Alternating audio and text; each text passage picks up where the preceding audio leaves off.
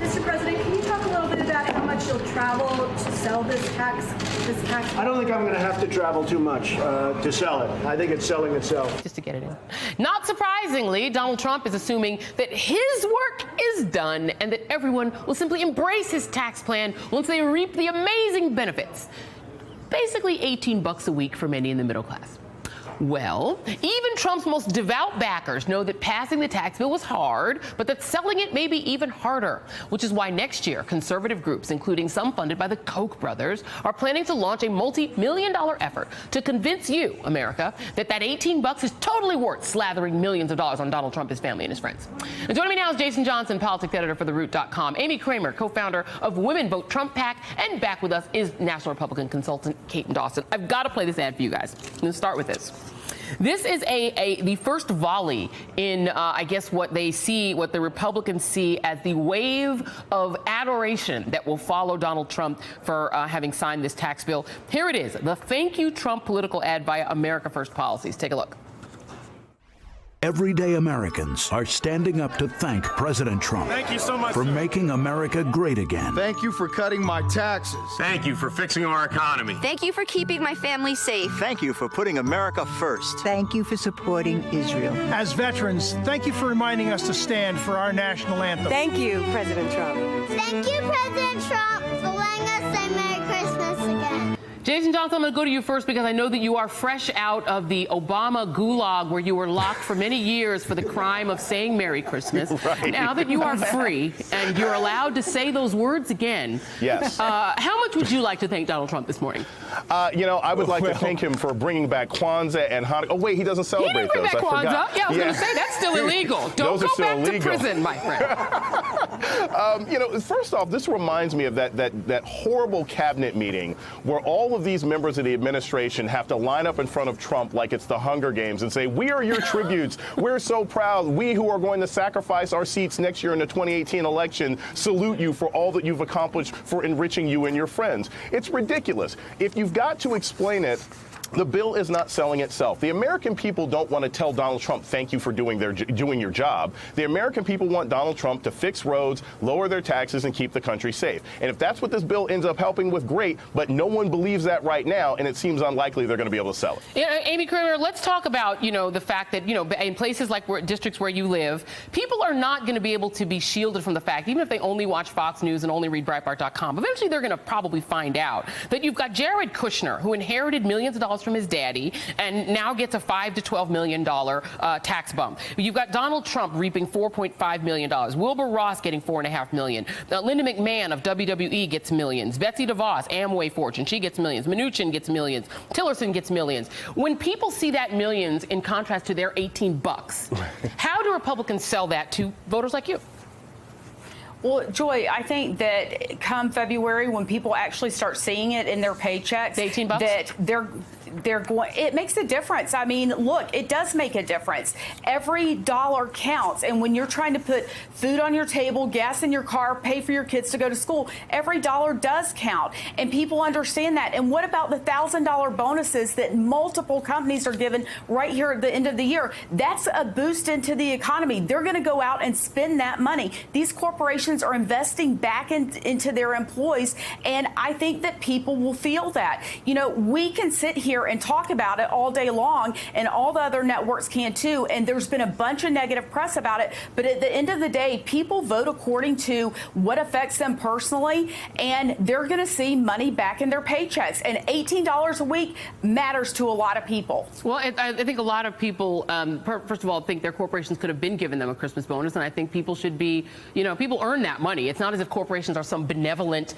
lords who are handing down money from on high. These people work really hard. I want to go to Kate and Dawson. I agree.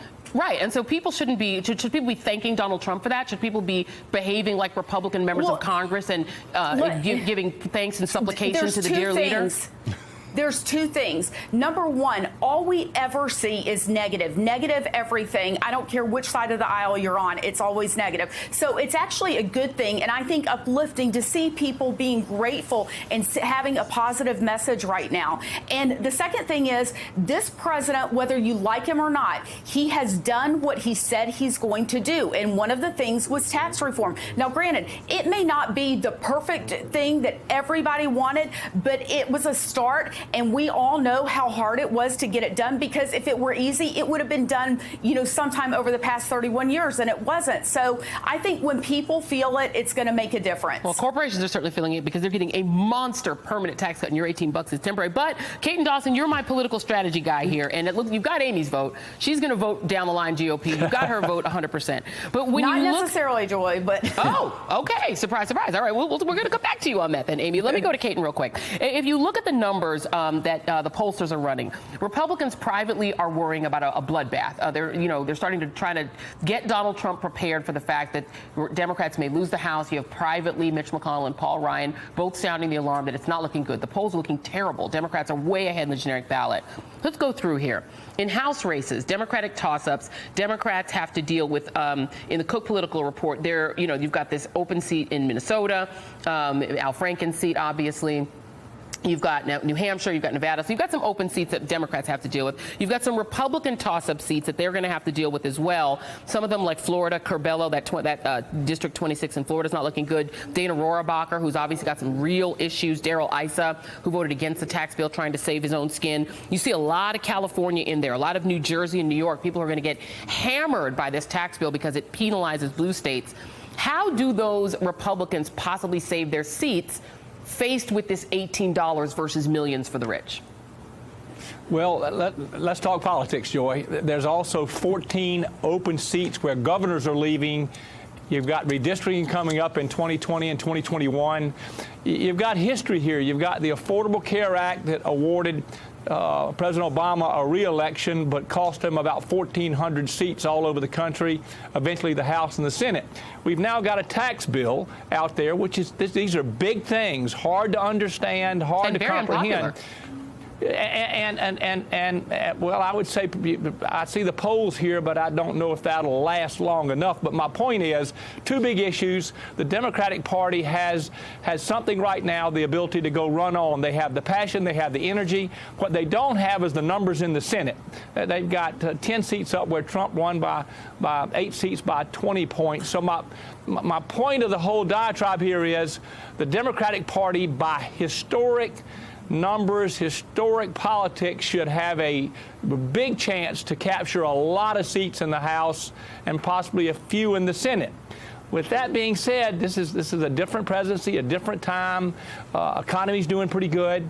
We'll see what the tax package does, but there's a pretty good historic comparison here to look at the two big items of where a president wins, the House and the Senate, and out in the country loses. And that could happen. And I think Mitch McConnell is pretty wise to throw the radar up there and talk about our primaries and what we're doing to ourselves as a party in our primaries.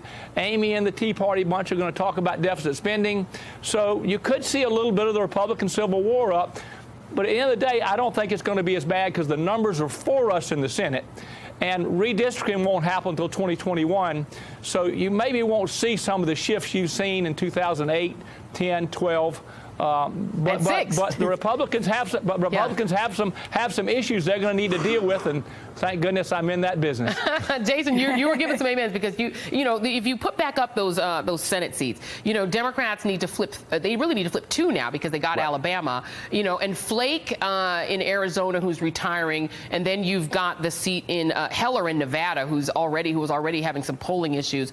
Do Democrats have the political sort of acumen to get those seats? Well, they do, Joy, in large part because of Republican mistakes. And look, I've worked for both sides on this. This part is very clear. The Republicans, by pushing through this tax bill the way that they did, have not given the public the opportunity to find out where they'll possibly benefit from it. Like, all those town halls may have hurt Obamacare, but it also gave people a chance to understand, okay, maybe it'll help me this way, maybe it won't help me this way. Nobody really knows because this got pushed through so quickly. So Democrats can attack this consistently. We've already seen over 20 Republicans have said, I'm not running next year. I'm not going to spend the next 18 months working hard to get knocked out because nobody likes the guy in 1600 Pennsylvania Avenue. So it looks to me right now, not only is there going to be a huge wave, if you look at most elections, midterm elections from 2006 to 2014, 128 incumbents lost their jobs. Americans make it very clear during midterm elections that they want to put a check on the presidency. That's what I see happening right now. I think the Republicans are probably going to lose the House. They most definitely will be at 50-50 or lose the Senate. Yeah, and Amy, I'll give you the last word on this. Does it help the Tea Party, and you came from the Tea Party, to be carting around the Koch brothers, who just are the sort of image of plutocracy in America? Is that helpful to you for those guys to be your front line to try to save the House and the Senate for the Republicans? Well, we are not funded by the Koch brothers, and I haven't gotten a paycheck from them.